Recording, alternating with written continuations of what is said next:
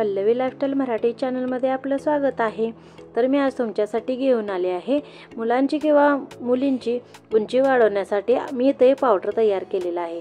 तर तुम्ही हे पावडर वापरल्यामुळे तुमच्या मुलांची उंची खरंच खूपच वाढेल। तर बघा, अशा प्रकारे हे पावडर बनवून आपल्याला पॅक बंद डब्यामध्ये ठेवायचं आहे आणि सकाळी 1 चमचा आणि रात्री 1 चमचा दुधाबरोबर आपल्याला खायचं आहे।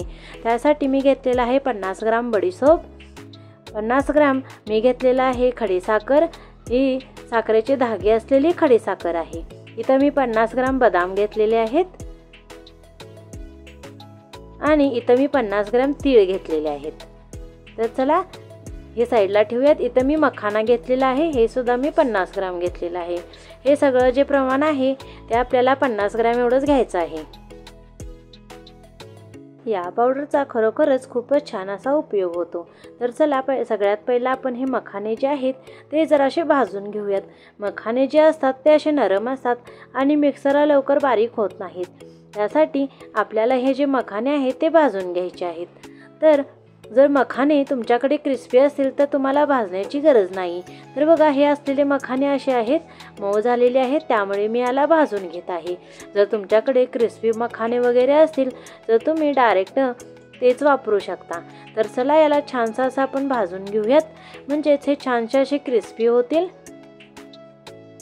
तर बघा, आपण एक असे मखाने उचलून बघायचे आहेत आपल्याला आणि असे दाबून बघायचे आहेत। तर बघा किती छान अशी याची पावडर होत आहे।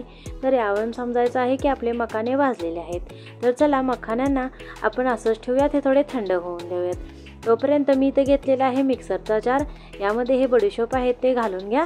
मी हे बडीशोप चांगले स्वच्छ करून घेतलेले आहेत, तुम्हीही स्वच्छ करूनच घ्या। त्यानंतर बदाम यामध्ये घालून घेतलेले आहेत। सगळं प्रमाण आपल्याला सेम घ्यायचं आहे।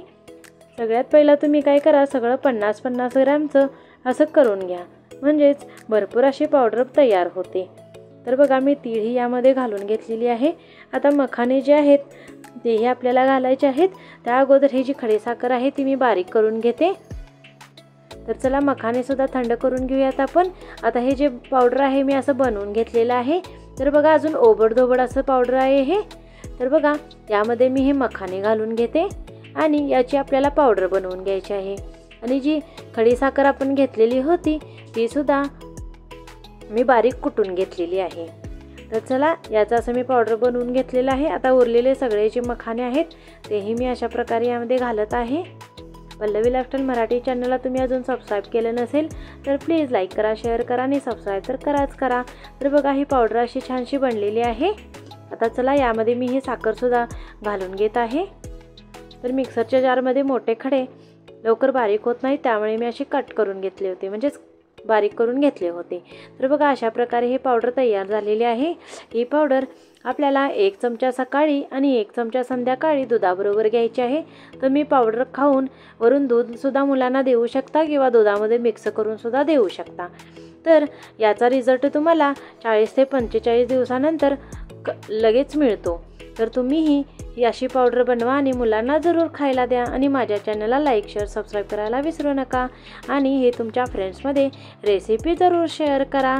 Thanks for watching. धन्यवाद।